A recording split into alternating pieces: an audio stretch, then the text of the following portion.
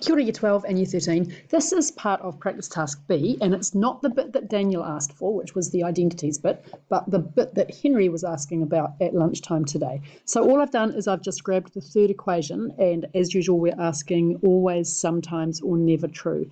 If you're watching this, please make sure you are also going over the practice tasks with the red and the blue graph, and I'll try and do a couple of extra practice tasks for the next few days. Okay, but this one here is one where we've already had a look in one of the earlier videos at the graphical features of the left-hand side here, right? So we're going to look at the graphical features here, and we're going to look at the graphical features here, and I'm going to do that straight off the equation. So I'm not going to do the dinky little calculator thing because I can see the graphical features very easily here without my calculator. So just quickly looking again at what we've got for the left-hand side. So this should be feeling really easy. So the amplitude is equal to 2. The frequency is that coefficient there. So the frequency is 3, which means the period of the function is 2 pi divided by 3. The horizontal shift we can see like this. We've got 3x minus pi on 4. And when we factorize that, the horizontal shift jumps out at us. So the horizontal shift will be pi on 12 units to the right, okay, or in the positive direction, that way. What's left? Yeah, there's no vertical shift. Okay, and we would have already done that analysis for equation 1. Now let's look at equation 2. Remember, we're trying to see if they match up. Well, you can see straight away from looking that they're not going to match up, right? Because you've got a frequency of 7, which means your period is going to be different. So on the right-hand side, we can start off, if we can be bothered, we can say that the amplitude is 2, so that's the same. But the period of the function is going to be 2 pi on 7, which is not equal to 2 pi on 3. Therefore, they're not the same. And you can see that if you look on your graphics calculator as well, right? They're not the same function. So what can we say so far?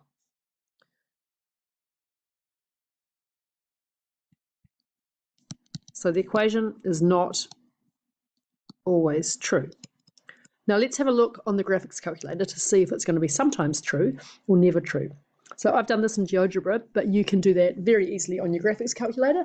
You just need to enter both of those functions and then hit the draw button. You can see that they intersect, so the equations are sometimes true.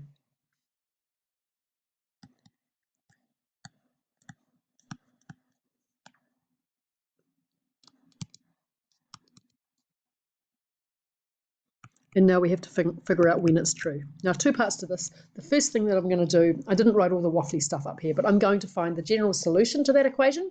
That will give me the set of all values where it's true.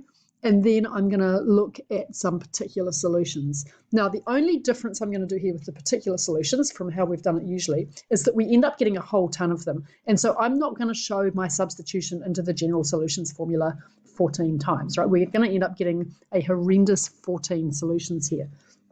So all I need to do is just show that, yes, I get how to substitute in an integer value of n, and that should be enough. Right, let's have a look at what to do here. So a few of you noticed that this looks kind of bad, right? We've got sine on both sides, but we've got sine of not just 2 theta and theta, but 2 completely different things. So let's see how we're going to attack that. Got 2 sine of 3x minus pi on 4 equals 2 sine of 7x minus pi on 3. Two things that we can think about doing here, and one of them is going to make this much, much worse. The first thing is that we can do some kind of compound angle thing here, and we can do the same thing here. I'm going to start doing that, and you're going to see that this is just going to get really, really messy. We've got 2 sine 3x cos of pi on 4 minus 2 cos of 3x sine of pi on 4. And I know at least one of you tried this, and I think probably more of you tried this. And then I've got 2 over here. So we could have divided through by 2. That would have been a smart thing to do, but let's keep going anyway. So 2 sine 7x cos of pi on 3 minus 2 sine 7, cos of 7x sine of pi on 3. Right, now these are all nice exact value constants. You're probably going to get somewhere, but it's getting worse, not better. So that is not what we want to do. So let's think again about all of the things we've learned. There's no double angle in here, and I've got something equals something. To solve a trig equation, usually what we want to do is to get something equal to either a constant here or equal to 0.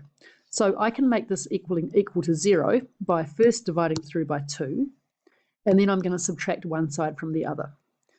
Now, I feel like I haven't had enough caffeine, so I'm just going to do this without really looking at it, right? So I'm going to go this side, take away this side. And it doesn't matter which way we go. This is the slightly sillier way to do it, right? If I were thinking about this, I think 7x is bigger than 3x, so I'm going to pull stuff over to that side, but it's fine, right? So I'm doing it this way because I think that's probably how most of you will do it. And now if I look at that, what I've got is a really nice pattern that lots of students aren't that comfortable with, and it's this one here. It's sine C minus sine D. And remember, we learned how to turn a sum or a difference into a product, and that's exactly what's going to help us here, because then we're going to have something times something. Well, we're going to have 2 times something equals 0. And that will be very easy to do general solutions on. So I need to grab my formula sheet and look at the formula for sine C minus sine D. And it's this. It's 2 times cos of C plus D over 2 times sine of C minus D over 2. So I'm going to apply that to what I've got here and then simplify.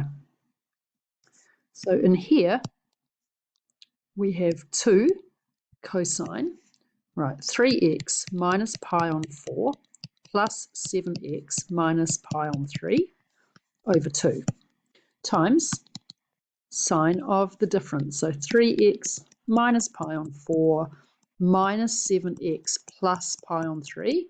Just be really careful with that. You're subtracting the whole thing, and that equals 0.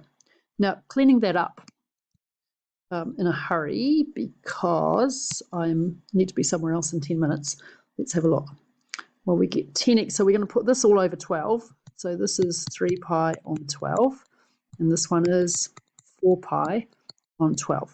So that cleans up to give me cos of 5x minus 7 pi on 24 times sine of negative 2x, let's see, plus pi on 24 is equal to 0. Now, we should be feeling pretty good now because we're into very familiar territory. Either cos of 5x minus 7 pi on 24 equals 0, or sine of negative 2x plus pi on 24 is equal to 0. So alpha is equal to the angle whose sine is 0, which is pi on 2. So what we've got here is 5x minus 7 pi on 24 is equal to 2n pi plus or minus pi on 2. I can hear the stylus making a big noise, and I'm hating it, but it's too late now. So 5x is equal to 7 pi on 24 plus 2n pi plus or minus pi on 2. So my final general solution for this side is a really ugly 7 pi on that's 7, not Z. 7 pi on 120. I think that's right. Something's not right. Hang on. 7 pi on 24. I've got 7 pi on 60. How did I get that? I feel like something's gone wrong. Okay, one of you guys can leave me a polite message telling me where I've mucked this up. It looks like on 24. Okay. Plus 2n pi on 5 plus or minus pi on 10. Right, so that's one general solution. And then here, the angle whose sine is 0 is 0. So on this side, we get negative 2x plus pi on 24 is equal to n pi. because here we've got that, right? So that's just gone away. Right, negative 2x is equal to negative pi on 24 plus n pi, and then we get x is equal to pi on 48 minus n pi on 2. Okay, so I'm trying to finish this in more of a rush than usual, but I want to show you what those two graphs look like, because from here, what we can do is we can do our usual substitute in n equals 0, right? So we've got our general solutions, and now we might find some particular solutions. So I'm going to go between negative pi and pi, and you'll see pretty quickly that you're going to generate a whole ton of them. As I said at the start, you're going to get 14. So if n is equal to 0, x is equal to, what have we got? 7 pi on 120 plus or minus pi on 10. So this is tedious. The best way to pick off the particular solutions here is to go to your graphics calculator and draw not that graph, but the graph of these two, right? So this top one is the cosine equation, and the graph of the bottom one is, this is sine of negative 2x plus pi on 24. So graph each of those separately, and then all you're looking for is the roots between negative pi and pi, right? So if there are 4 of them for the sine graph, and then there are a massive 10 of them up here. So here, 1, 2, 3, 4, 5, 6, 7, 8, 9, and 10. And we can just list those values, right? So it's fine to do a little bit of showing the substitution, and then from there you can move on and go, look, we have calculators for a reason. So here we go. We can show those 14 different particular solutions. All right, guys, I hope that makes sense. Please send me an email if you've got questions on this video. There could be a mistake in there with the 60 or the 120, but I have to go do parent interviews. So I will be checking email later on tonight. Let me know if there are other questions that you want videoed.